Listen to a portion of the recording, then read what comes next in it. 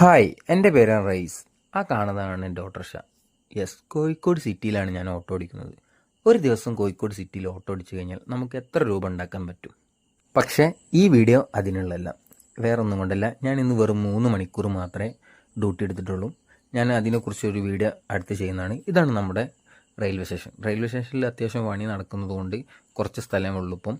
അങ്ങനെ ഏകദേശം ഒരു 4-5 ഓർഡർ നമ്മൾ എടുത്തു കഴിഞ്ഞു. ഏകദേശം ഒരു 2 മണിക്കൂറിട്ട് കഴിഞ്ഞിട്ടുണ്ട്.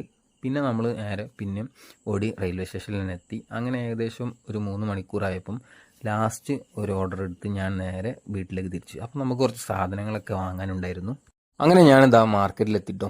ഈ കാണുന്നതാണ് ചിന്നമുട്ട. അങ്ങനെ ചിന്നമുട്ടക്ക് ഏകദേശം കിലോന് ഒരു 90 രൂപ ഉണ്ടായിരുന്നു. പക്ഷെ ഞാനത് വാങ്ങിയില്ല.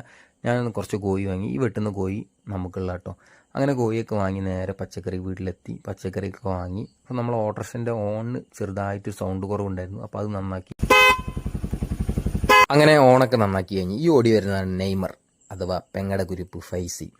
ഓനക്ക് നെയ്മർ ഭയങ്കര ഇഷ്ടമായിരുന്നു കേട്ടോ. ഓൻ മുന്നിലേക്ക് പേരാക്കിയിട്ടത്.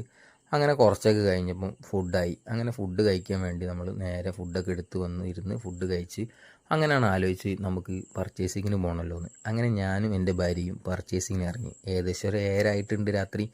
അങ്ങനെ നമ്മൾ നേരെ മാങ്കാവിലുള്ള നമ്മളെ മാക്സിലേക്ക് പോയി. അങ്ങനെ മാക്സിൻ്റെ ഉള്ളിൽ കയറി അവിടുന്ന് കുറച്ച് ഡ്രസ്സൊക്കെ നോക്കി കഴിഞ്ഞ് പതിവ് പോലെ തന്നെ ഇവിടെ ഉള്ളൊന്നും ഇഷ്ടപ്പെട്ടില്ല എന്ന് പറഞ്ഞ് എൻ്റെ ഭാര്യ. അങ്ങനെ നമ്മൾ അടുത്ത ഷോപ്പിലേക്ക് പോയി, നമ്മുടെ കോർണേഷൻ്റെ അടുത്തുള്ള സുഡിയോയിലേക്ക്. അവിടുന്ന് അതേ തന്നെ എനിക്കിഷ്ടപ്പെട്ടില്ല, അതാണ് നല്ല ടോക്കണ്. അങ്ങനെ നമ്മൾ നേരെ എല്ലാവരും പോകുന്നിടത്തേക്ക് പോയി. അതെ, നമ്മുടെ കോഴിക്കോട് SM സ്ട്രീറ്റ്.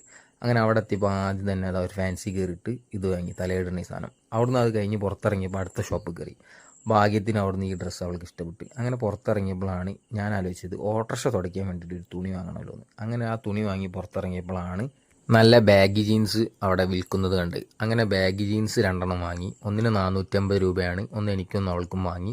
ഇത് നമ്മുടെ SM സ്ട്രീറ്റിൽ നിന്ന് കോയിക്ക ബസാറിലേക്ക് പോകുമ്പോൾ തന്നെ നിങ്ങൾക്ക് കാണാൻ പറ്റും. 7ക്ക് ശേഷമേ ഇവരുണ്ടാവുള്ളൂ രാത്രി. അങ്ങനെ എന്ത് വാങ്ങിയാലും ഈ ഒരു സംഭവം വാങ്ങിയില്ലെങ്കിൽ ഈ പെൺകുട്ടികൾക്ക് ഉറക്കം കിട്ടില്ല. വേറെ ഒന്നല്ല, ഇതാ നിങ്ങളെന്നെ കണ്ടു നോക്കൂ. അതെ, ലിപ്സ്റ്റിക്ക്. അങ്ങനെ അവിടുന്ന് ഒരു ലിപ്സ്റ്റിക്കും വാങ്ങി, ഒരു സ്പ്രേയും വാങ്ങി. നമ്മൾ നേരെ കോഴിക്കോട് ബീച്ചിലേക്ക് വിട്ടു.